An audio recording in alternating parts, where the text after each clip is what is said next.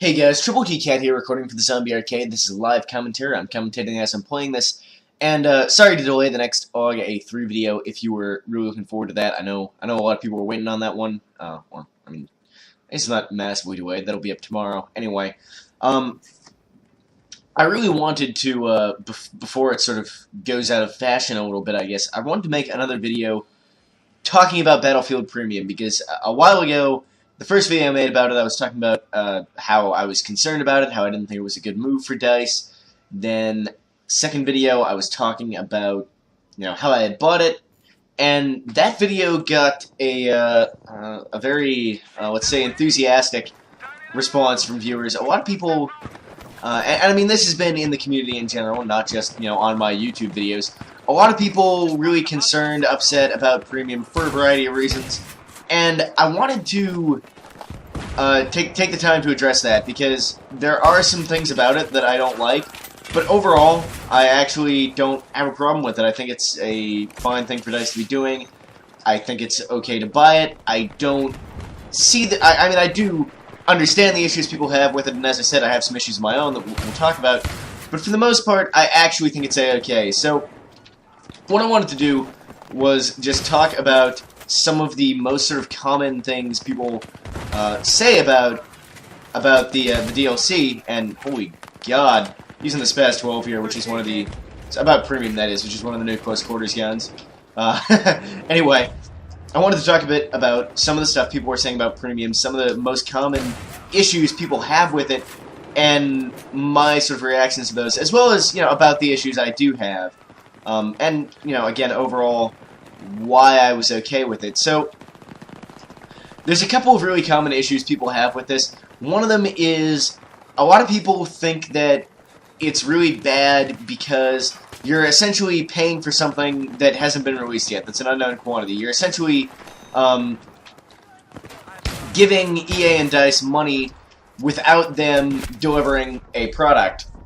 And there's a lot of concern around that, and I can understand that, especially because we don't know, for example, what's going to be in the last two DLCs. We don't even know what those are going to be.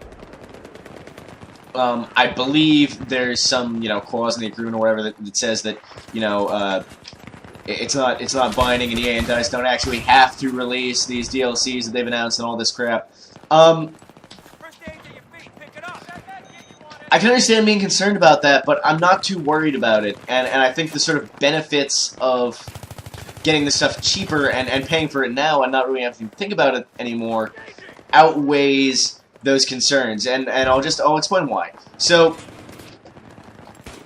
basically, there's a few problems back there. There's an issue of trust, of whether or not, those DLCs are going to be good, and whether or not they come out at all. So that's a problem. I would say that I am not worried about EA or DICE going out of business anytime soon. I'm fairly confident that's not going to happen, so I don't think there's going to be any issue with the DLCs actually getting made, because, I mean, if they were not made as announced, maybe I wouldn't be able to do anything about it as a consumer, but it would be so damaging to EA and DICE's reputation that I simply don't think that they would do that, because, I mean, that would be, people always say, oh, I'm not going to support these devs anymore, and then they end up buying the game anyway. But that is something that would actually be so damaging to them that I think you would see it in their sales figures. I think that they would not do that if they could, in any way avoid it. So I'm not too worried about that. The worst thing that I could see happening is maybe the DLCs get delayed a little bit. But that's not an enormous deal. Aside from that, I guess there's sort of the concern about, well, you might not end up liking the DLCs, etc. And I think it just comes down to this idea that it's a risk, and you're giving them money for nothing, essentially, on the promise that later they will deliver something you'll like. Well, I know what's in close quarters pretty much exactly. I've seen videos of the new maps. I'm playing with the new weapons right now, and I'm happy with that. I'm satisfied with that. I've seen a little bit of what's in Armored Kill, and they've talked about it a bit. And again, Armored Kill, I can be fairly certain from what they told us I'm going to like. And maybe Aftermath and Endgame will suck, and they'll do something really stupid that nobody gives a fuck about. Like maybe one of them will add like more co-op maps or something, and just nobody cares. And that would be a little bit annoying, but if you were to ask me, you know, is it going to be an enormous deal? Is it going to make me feel bad about the purchase? The answer is no. To me, if I enjoy these next two DLC, Close Quarters and Armored Kill, I've got my money's worth. I haven't actually saved any money then, but to me, that's worth $50. 8 new maps, the new weapons and vehicles, it's fine. That's okay. That's a reasonable amount of stuff to include in the $50 expansion pack for a game, by my reckoning. I'm going to play on to the next map, by the way, since I'm not done talking and these rounds of TDM are really short. That seems reasonable to me. And then the other two DLC after that, well, yeah, I'd like for them to be good, but if they're not, I'm not going to be super furious about purchasing premium overall. I'm still going to be okay with it, I think. So, I mean, as I said, I can kind of understand concerns about this. I don't see it as being different from pre-ordering a game. In fact, I see it as being less of a gamble than pre-ordering a game because I have played Battlefield 3, playing the same map here again, apparently. I've played Battlefield 3. I know that I like the game. I'm overall satisfied with the game so far. So it's not as much of a risk even as going out and pre-ordering a game that you haven't had any chance to play yet. That's a really big risk. This is less of one, and it's also cheaper than the full price of a game significantly, at least here in Australia. So there's that issue. There's also some concern about premium weapons unbalancing the game. That's a common thing to come up. That one, to me, is fucking just ridiculous. It's just bullshit because of a few reasons. The guns are in the DLC. They're attached to the DLC, not premium specifically. So, with the weapons, anybody who buys Close Quarters or whatever other expansion pack adds new weapons are going to have those as well. And we already have the Back to Karkin expansion pack, which added 10 new guns that are only available if you have Back to Karkin. And a lot more people have Back to Karkin, maybe, because it came in limited edition versions of the game. But it's still the same thing. There are people who don't have it, and aside from the fact that nobody's complaining about that, you know, that imbalance or whatever, they're not at the major disadvantage. The guns in Back to Karkin were not overpowered. A lot of them were solid guns, but they weren't OP.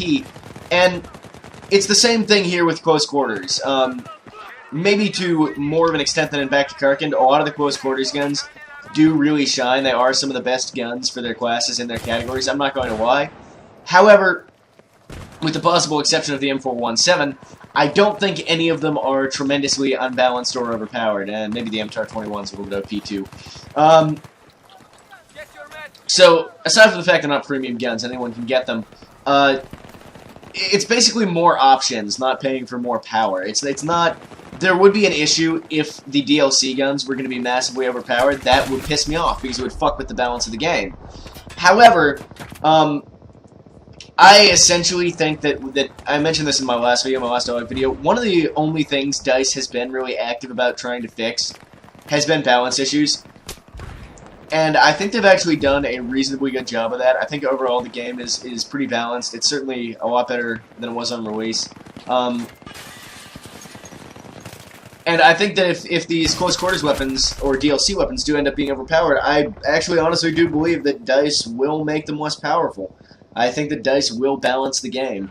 As I said, I don't think there's an enormous issue with any of the Close Quarters guns, aside from maybe the M417 and the MTAR-21 might be a bit OP. The AUG is very strong, as I said in my last video, not quite sure if overpowered or not. But I essentially, what you're paying for is more options, and that's the same model as expansion packs for you know, millennia past. That's the exact same business model as any other expansion pack for any game ever. You're paying for more options. You spend a little bit of extra cash. You get to play with a little bit of with a few extra guns on some new maps. That's a standard thing that nobody's fucking been too mad about before.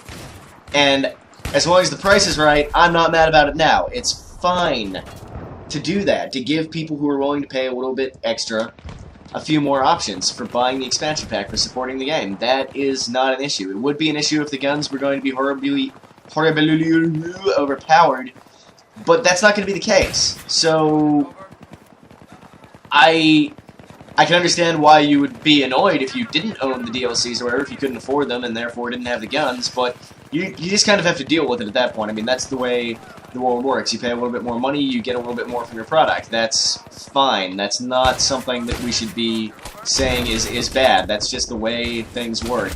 And I don't think there's a problem with it. I don't think there's ever been a problem with it until now, apparently. And I think people need to not be so mad, bro, about that in particular. Another issue is the other issue is, and this is the one that I do have a little bit of a problem with, not because just because of a few things in particular, not because of the issue itself as a whole, but because of a few things about it. The last issue is the idea of the premium exclusive features that only premium players get and you don't get if you buy the DLC separately. Now, stuff like the soldier and weapon camos that are exclusive, that's purely fucking cosmetic, I don't think is a big deal. I honestly think they could have released those things to everyone for free. I don't see any reason not to, but I also don't think it's a big deal for them to be exclusive, because they don't affect anything substantial in any major way. They just... I didn't do so well this game, unlike last game. Anyway, they don't affect anything substantial in a major way. It's just a little bit of extra customization. I mean, how often do you really give a fuck what camo somebody is wearing anyway? You know, that stuff's not a big deal. So I don't really care about that. What I do think is an issue is the server queue priority. I don't see why they had to include that. I feel like it just encourages basically it encourages premium players to be elitist assholes in a certain way, because like, oh, we're better than the plebeian non-premiums, for we get the queue priorities. So I don't like that. And I don't like the idea that server admins can make premium-only servers. I don't think many server admins will do that, because, as a rule of thumb, server admins want as many people as possible to play on their server at any given time. So they're not likely to run something that just means that maybe 50% of the community... I really think there will be a very high adoption rate of premium over the course of the game's lifetime. Maybe as high as, maybe like a year from now, maybe as high as like 70% of people still playing the game actively will be premium. But that's a different topic, and somewhat irrelevant at the moment. I don't think server admins want to exclude people from their game, so I don't think many people are going to use it, but I do hate the idea that there is this option there that server admins can use that can essentially, completely divide the community, completely fracture it, if it was widely used. I hate that. I don't think it's good. So stuff like that I do have an issue with, and that is a problem for me. There are aspects of premium, particularly those features, that I am not enormously comfortable with supporting, with saying this is okay by giving DICE money. But at the end of the day, although there are things about it that are uncomfortable to me, I think that premium is actually a really good deal, and it's such a good deal that although there are those issues, I am willing to ignore them, because overall, what you're being offered is so not evil, so actually is actually such a good deal in most ways, that if there are these problems with it, well, maybe make some posts. I have seen premium players, in fact, posting on the forums about these issues and how they don't like them. Maybe let the devs know in some way that this particular stuff about the package isn't really that cool. But overall, I think it's a worthwhile package. You are getting a lot of content over the course of the next 4, or if you didn't have back to Karkin, 5 expansion packs. There is going to be a lot added to the game. New game modes, like entirely new game modes we've had in both the expansion packs so far. You get 20 new guns between the 2 X packs that are already out, and there's going to be more, I think, in Aftermath and Endgame, maybe not Armored Kill. You're getting a lot of new maps and vehicles, and it's not an enormously expensive amount of money. It's actually... It's what I would have expected to pay for an expansion pack with perhaps less content than this one, 5 years ago when DLC was not such a big thing. I honestly think that the only reason this is such a big issue for people is that since that, if this had happened 5 years ago, if this had been for Battlefield 2, and they had released this in a box on a DVD for Battlefield 2, I don't think people would give a fuck. And I mean, it is a little bit of a different situation because of the fact that some of the content isn't out yet. But as I said, that's only a gigantic problem. If you think that there's a chance, any kind of good chance that DICE and EA won't deliver, I don't think that there's any chance of that whatsoever, really. I'm 100% confident in that regard. And, I mean, the expansion pack timing would be later than this for games anyway. So let's say sort of this premium came out, you know, at the end of this year in a $50 box for Battlefield 2 a year after the game came out. Nobody would care. It would be fine. People who bought the premium box would have the premium stuff, and people who didn't wouldn't, and there would be no issue with it. As it stands, the situation with BF3 actually gives you more options. If you want everything, you can buy premium, and you essentially get these little... The way I think of the premium exclusive stuff is you essentially get pre-order bonuses for the DLC. You get little bonuses for taking that risk on content that hasn't come out yet. And it would just be fine. Some people would have the features, some people wouldn't. It would be okay. Nobody would be that furious about it. I think that the reason this is such a big deal to people is essentially that now we are much, much more wary about getting screwed by DLC from publishers and developers and stuff like that. People, a lot of DLC that gets put out is not worth the money. A lot of things developers do with their DLC is dodgy to try and force people to buy it. And as I said, there are a few things about Premium that I think are kind of dodgy. But overall, I think that this is a case where people are overreacting because of the conditions in general. I don't think Premium is dodgy in any way. I think what you get for the money is worth it. I think that we can, at this point, trust DICE and EA to release what they've said they're going to release. Even though, you know, there have been issues, there haven't been any that big, and I really don't think that they would screw up something so major. So, you know, I can understand the discontent, and I can understand, in particular, you know, a lot of people are probably just mad because they can't afford the $50, and they don't like the idea that they can't afford something that somebody else is going to have. That's always an issue. I don't think it's the main one here. A lot of people who have Premium make this huge thing about haves and have-nots and hoop-a-doop. Yeah, $50 isn't a lot of money. $50 is a lot of money for quite a lot of people. It's a fair bit of money for me, even. But I thought it was worth it. So, I mean, I don't think that's the major issue here, but that is a thing for some people, I guess. This thing about, I don't have it, so I'm sad, but they can have it, so I'm going to get mad at them. I don't think that's a major issue, but it is an issue for some people. So, there's that. But I think mostly it's just that the conditions right now are making people overly wary of things that, you know, publishers offer in terms of DLC and expansions and stuff like that. Whereas in this case, with Premium, you are legitimately getting a good deal, and you're getting one that is not any more or less unethical than old expansion pack releases. So that's going to be the end of this video, guys. Those are my thoughts on Premium. You're free to disagree. And I can understand, as I said, I mean, there are other issues too, and I can understand a lot of reasons people don't like it.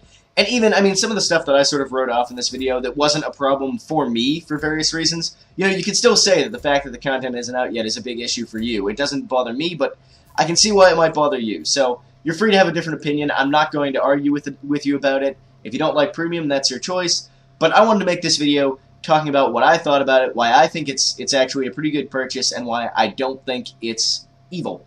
So, thanks for watching, guys. Until next time, Troubletcat out.